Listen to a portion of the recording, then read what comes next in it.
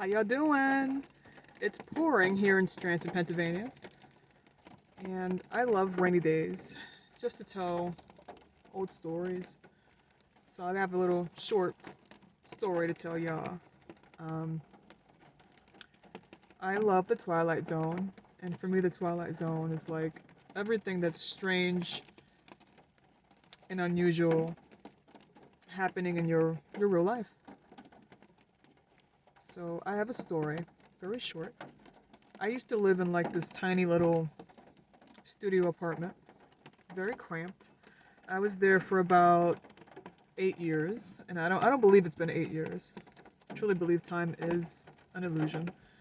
So I decided to just pick up and move the one day. I was no longer happy living there.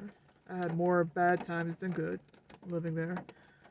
Um, so I decided to go. I just felt that it was time to just get out. I felt like something pushing me out of this place.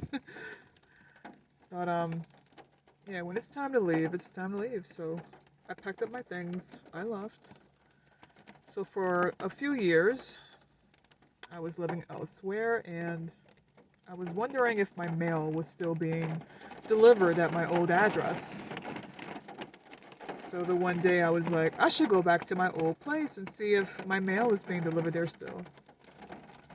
So I went to my old place, which was in Taylor. It's a borough of Scranton, so I knocked on the door and I heard a scream at my old place, and the young lady opened the door and she was like, "You scared me," and I said sorry, because the door was kind of hollow and it was metal, and if you knock on it, it's really loud. So when I used to live there, I used to tell everybody, "Don't knock on my door. Just give me a call if you're outside or tap on the window, but don't knock on my door ever." So so I told her, "I'm sorry. I didn't mean to scare you, and by the way, my name's Rebecca. I used to live here. Do you have any of my mail? You know, anything coming here still?"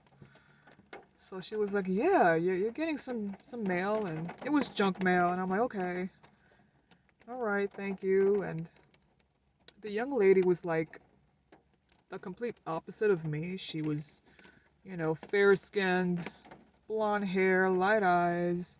She had more meat in her bones. I'm a bit lean, and she was really sweet. We really hit it off, and we were talking for like 10 minutes. So before I left, I gave her my phone number in case she gets any more of my mail, and I was like, "Listen, by the way, what's your name? What's your name?" And she's like, she came with this big smile, and I was like, "No, no."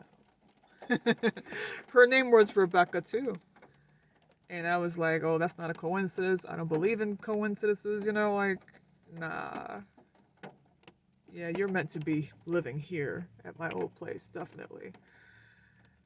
And yeah, the eerie part about this was not just her name, but she did tell me to lean in and say hi, and I'm leaning in the doorway, and there was a baby in a crib. The baby daddy was sitting on the bed, and I was like, "Wow, this is the life that I didn't have. I am single, happily single, you know." So, but it was just so strange to me. I was like, her name's Rebecca. She got a baby daddy, my old place. It was just, for me, it was just an alternate reality completely, and it was mind blowing for me to just be standing there, and I'm like, wow. Not only does she have my name, she got everything else I don't have, and which is okay with me, but it did freak me out a bit. But I knew that I had to move so another Rebecca could take that spot. I just felt that in my bones. I was like, yes, I needed to leave out of here. Something was pushing me out of here. But someone who was, in need of a place to stay, had my old place, you know. But yeah, that's pretty much my story. Um yeah, did you think it was kind of interesting, another Rebecca having my old place? Or do you think it's just not a big deal? But I'm into, I love the Twilight Zone and strange things happening. So for me, this was my strange story here on a rainy Sunday. And I hope everyone's having an awesome day and take it easy.